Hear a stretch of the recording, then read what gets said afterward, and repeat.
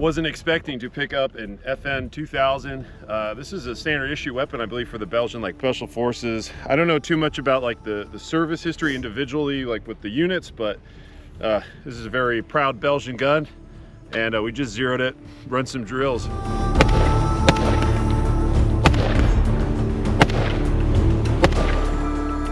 Because I want to clamp it down, you know, I really want to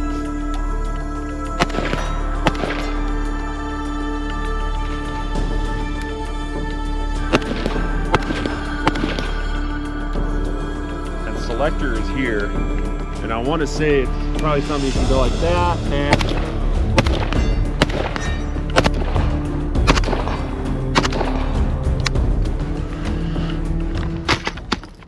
if you follow me, you probably believe that a low reload time is a benchmark that has to be followed by every firearm, and that's not something you could really achieve with this system. Fire safe. Bring it to the rear.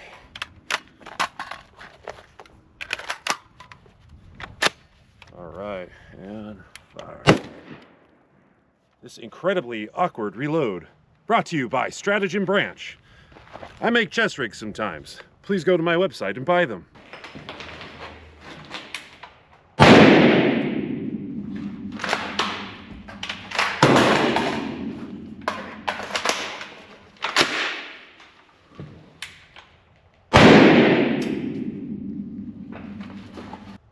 Magwell on the FS2000 and FN2000 is tight, and that is by design. That's not actually a tolerance issue.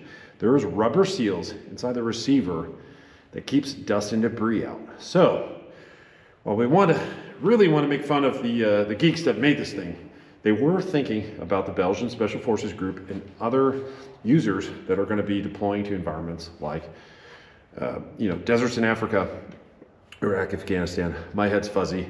You get the point. You strip your mag. It's a pretty tight magwell. I don't know if the P-mag will work. Probably not. I don't think P-mags are a thing. Steel mag. Let's see if the steel mag works. If not, yeah.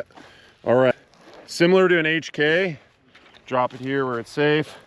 But because that's a plastic thing, you really don't want to slap it. You just want to give it force where it loads. And then here is referred to the toilet. So I'll eject around just so you can see, that's the chamber. And then one round just went right there. The lack of bolt hold open, I suspect, is due to the unique forward ejection system. So I'm going to insert a magazine with only one round. I'm going to bring the charging handle back and send one in. So now we have a round in chamber. I'm going to, again, bring the charging handle back again, lock it if I can, and it's kind of fighting me. There we go. We have a cartridge that has not been removed from the system. And that's kind of weird, right? Because on typical guns, you pull the charging handle back, it unlocks the bolt, and a cartridge is expelled from the ejection area, right? Here, it's kind of in a queue. So I'm going to send the bolt forward. A live round was just sent to the dirt. And then you would just move the wheel to put it on one or fire. Yep. Once you drop that charging handle forward, it'll put a round through. And then after the 5th round, it's going to dump out from this. There's a port door here. Oh, yeah, okay. So right here. Okay. So this opens it. And yeah. Now it's closed. Okay. So it's going to dump Spew it out. First time here.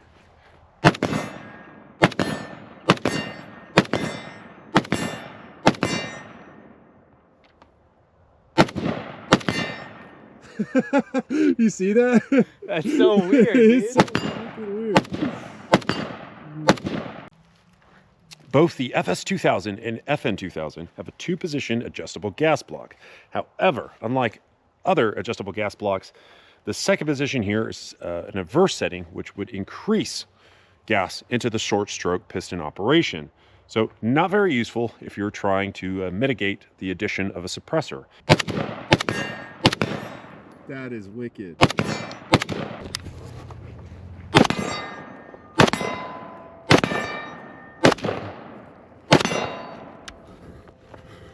Front of the stock, you have this groove that's very similar to the buttstock on an M240.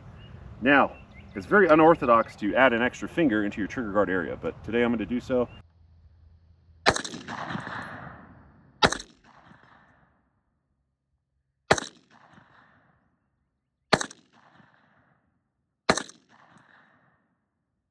With this Belgian bullpup, you have a balance that you don't have with other firearms, especially those that have, you know, lighter components in the rear, a lot of barrel up front, etc. Right? But this is a pretty thin, almost 18-inch barrel, and you know, with all the mechanism, including the plastic components, it seems very level. How do you like the balance of it?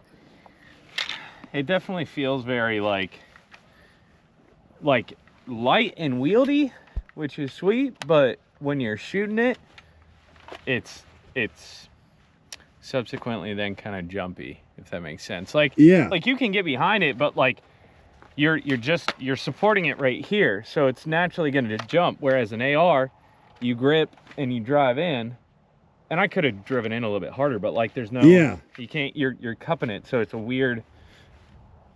Yeah, it's kind of strange. You'll notice that throughout the filming today, this muzzle brake is inverted. At one point, this was pinned to the barrel by the factory. The gentleman who kindly loaned this to me removed that pin and found out quickly that there is some obscure thread pitch on here, and you know, kind of left it there. When I hand tighten it, that's where it times. Didn't really want to mess with it. It's not a big deal.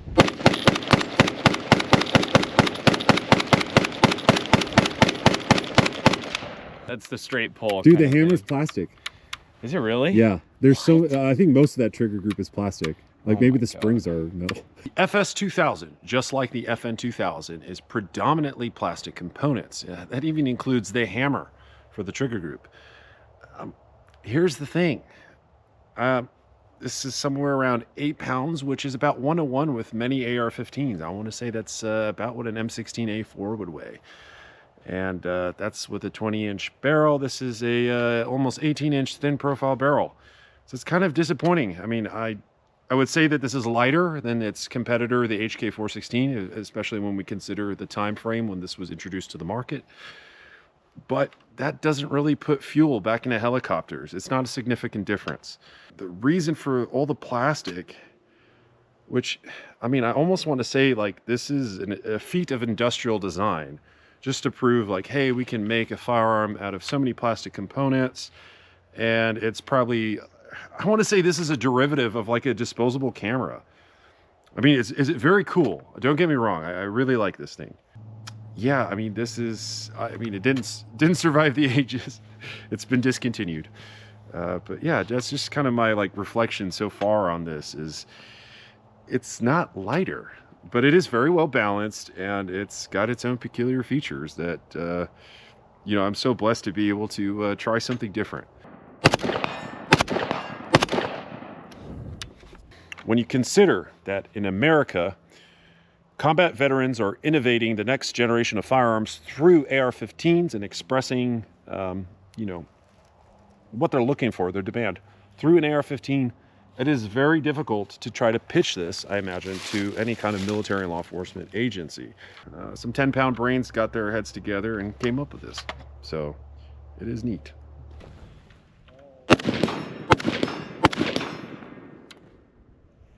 You want to get close up to the ejection? Let's get it. Go for the small one. Reload time. Of course. Oh, we're down to P-mags. Damn. Pause.